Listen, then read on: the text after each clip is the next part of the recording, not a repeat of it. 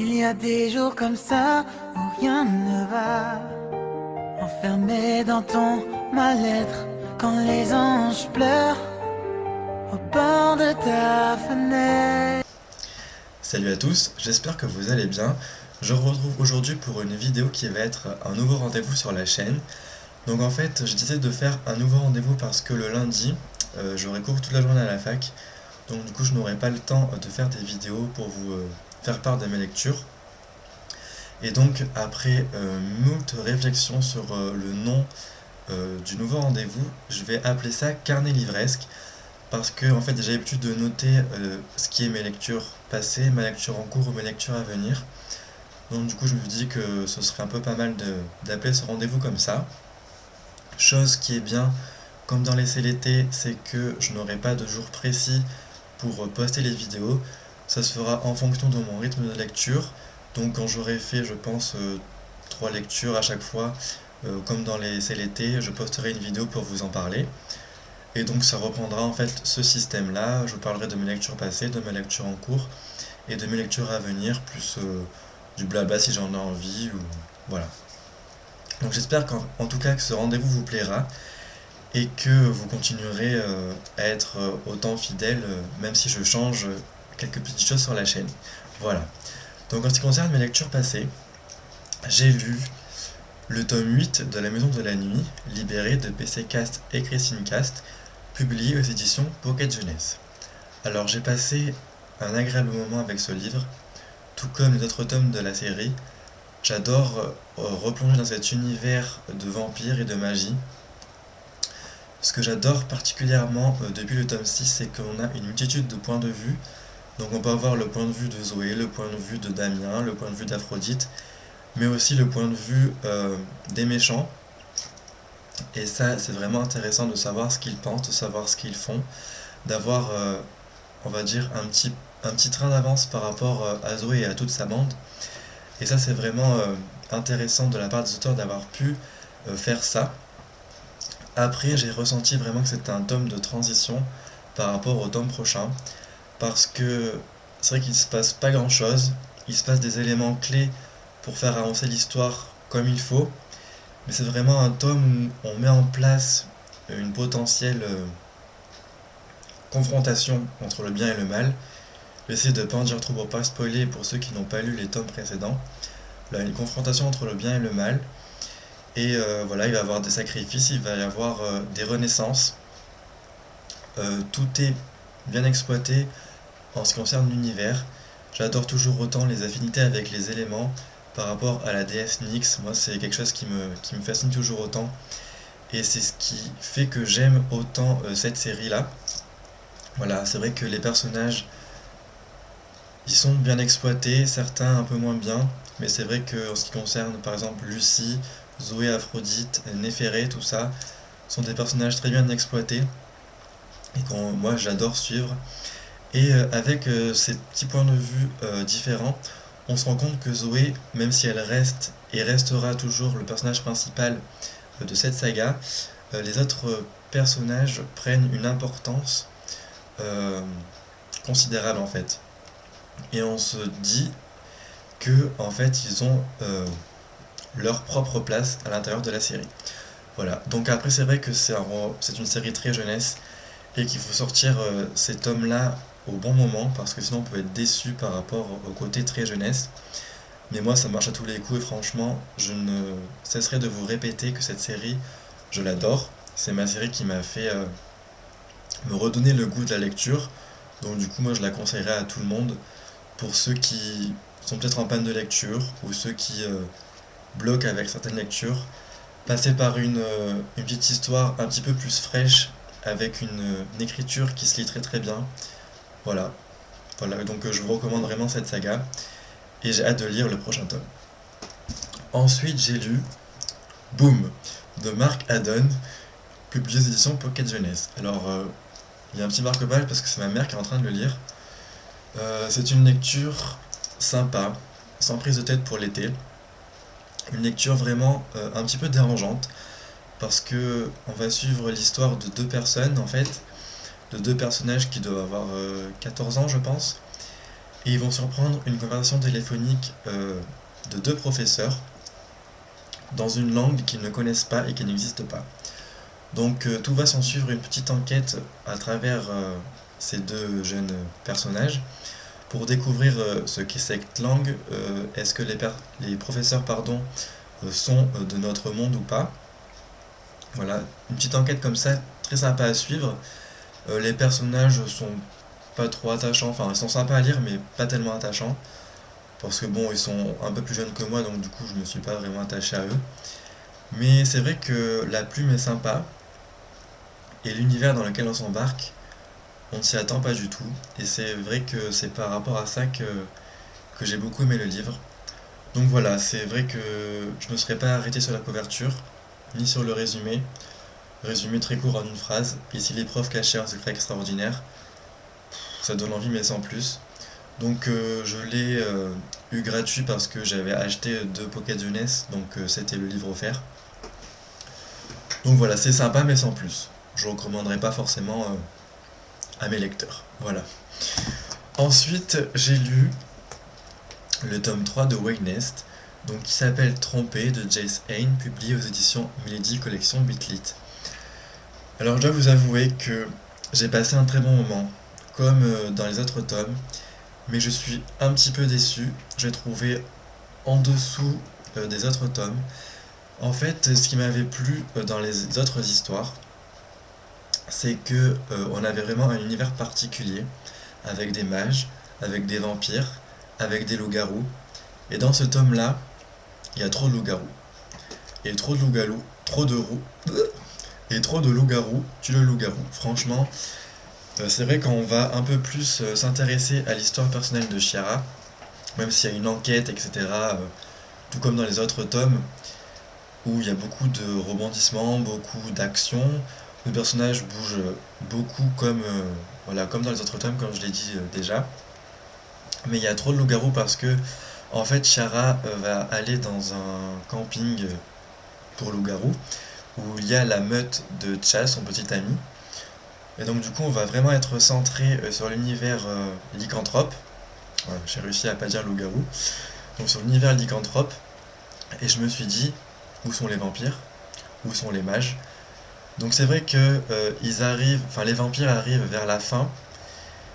Et ça remonte un petit peu le récit, on va dire. C'est vrai que c'est le seul point qui m'a dérangé parce que je me suis senti un peu délaissé. Enfin, l'univers m'a un petit peu délaissé par rapport aux autres tomes. Après, sinon, Chiara est toujours égale à elle-même. Elle a un caractère de feu qui pète. Moi, j'adore ce personnage. On ressent parfaitement ce qu'elle ressent. La plume de Jace Hayne est toujours aussi fluide, aussi précise. On ressent parfaitement les sentiments des personnages. Voilà, c'est très très bien exploité. Il y a des descriptions, mais il y a aussi beaucoup de dialogues. Ce qui fait que c'est beaucoup rythmé, les chapitres sont pas trop longs, ils font 10-15 pages, donc ça fait que ça se lit très très vite. Notre curiosité est toujours piquée à vive. Et c'est vrai que c'est un tome un petit peu plus sombre, avec une certaine ambiance un petit peu oppressante. Et ça c'est un point positif que j'ai beaucoup aimé. Voilà, la fin est très sympa. Moi j'ai beaucoup aimé la fin parce qu'elle donne envie de continuer cette saga. Et je lirai le tome 4 avec plaisir. Donc voilà, même si ce tome est un petit peu en dessous par rapport à l'univers, j'ai beaucoup aimé quand même, et je lirai la suite avec plaisir. Voilà. Ensuite, j'ai lu La femme sans peur, le volume 1 de Jean-Philippe Touzeau, publié aux éditions 88-6. Donc c'est l'édition qui est consacrée à Amazon. Voilà, donc c'est l'auteur qui m'avait contacté pour lire son livre.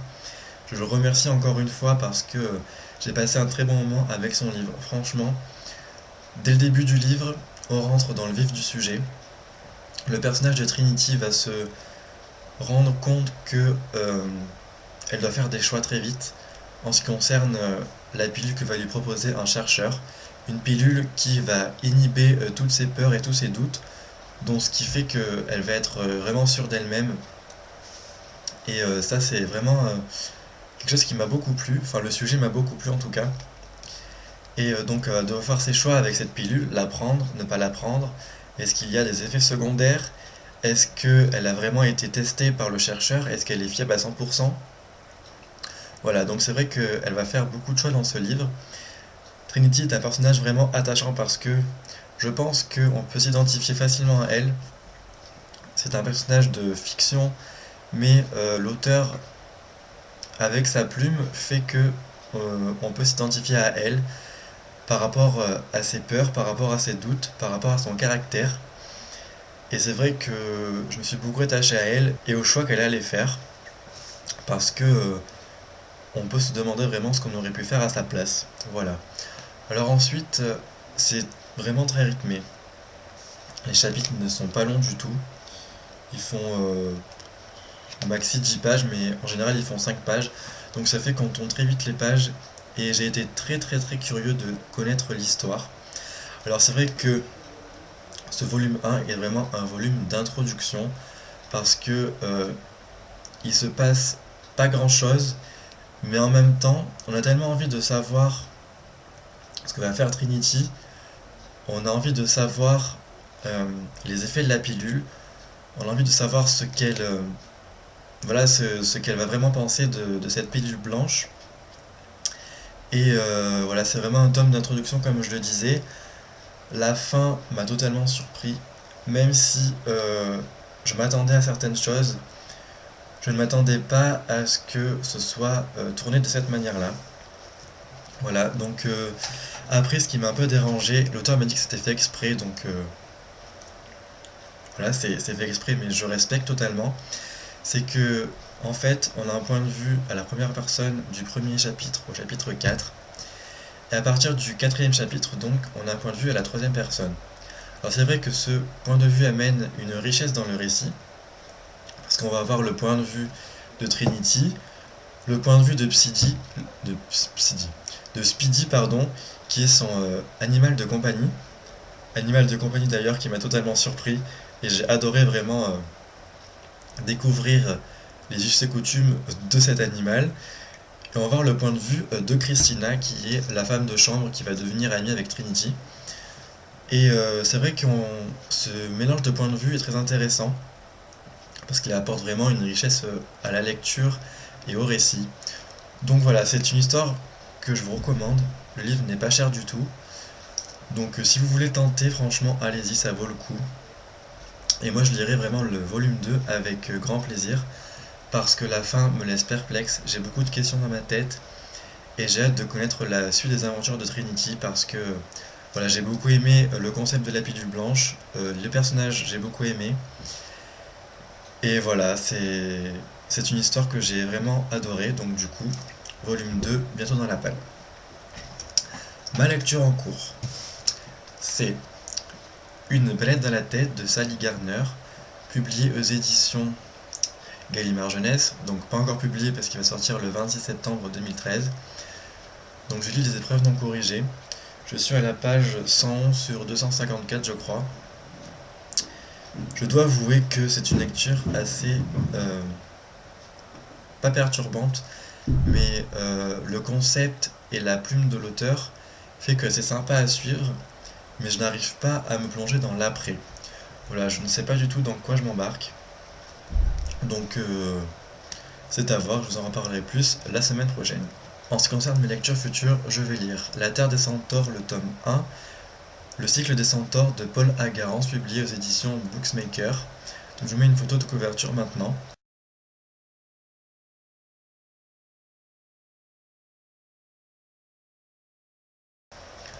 Donc c'est un livre numérique que la femme de l'auteur m'a gentiment proposé de lire. J'ai accepté parce que les centaures c'est quelque chose qu'on ne voit pas beaucoup dans la littérature. Donc du coup je me suis dit que ce serait l'occasion de découvrir cet univers et de vous en faire part. Et je lirai ensuite Cœur de loup de Sandra Staez. Voilà, donc c'est l'auteur aussi qui m'a contacté pour lire son roman qui je crois n'est pas encore publié, je pense qu'elle cherche une maison d'édition. Enfin, je ne suis pas sûr, donc du coup je lui demanderai. Mais j'ai hâte de découvrir son roman parce que les loups, Même si j'en ai eu dans Waynest, je pense que là ça va être beaucoup plus ancré, ça va être un univers à elle, et j'ai hâte de me faire mon propre avis. Voilà. Donc c'en est fini pour ce rendez-vous du carnet livresque. J'espère vraiment que ce rendez-vous vous plaira, parce que moi c'est vrai que j'ai galéré à trouver un nom, et voilà, le rendez-vous du C'est l'été repris en carnet livresque, ça me plaît davantage. Donc du coup j'espère que ça vous plaira. J'espère que votre rentrée s'est bien passée. Personnellement, ça s'est bien passé. Je pense que je vais changer de master parce que ce master que je fais, donc droit privé sciences criminelles, ça me plaît mais sans plus. Et j'ai vu qu'il y avait un master management droit des cultures et médias. Donc du coup, ça me rapprocherait plus du journalisme et de l'édition, chose que j'adore par rapport au blog, par rapport à la chaîne. Et je pense que ça me plairait pardon, beaucoup plus. Donc je dois faire une lettre à l'assesseur de la fac pour savoir si je peux changer de master. Mais je croise les doigts en tout cas que je pourrais changer parce que ça va m'intéresser beaucoup plus. Il y a du droit de la presse, il y a du droit de la propriété intellectuelle et artistique, et je pense que ça pourrait être génial. Donc voilà pour mon petit blabla. Je vais vous laisser là. Je vous souhaite en tout cas de passer un très bon week-end, faites de très belles lectures, et je vous dis à très bientôt. Bye bye. Il y a des jours comme ça où rien ne va, à s'entortiller.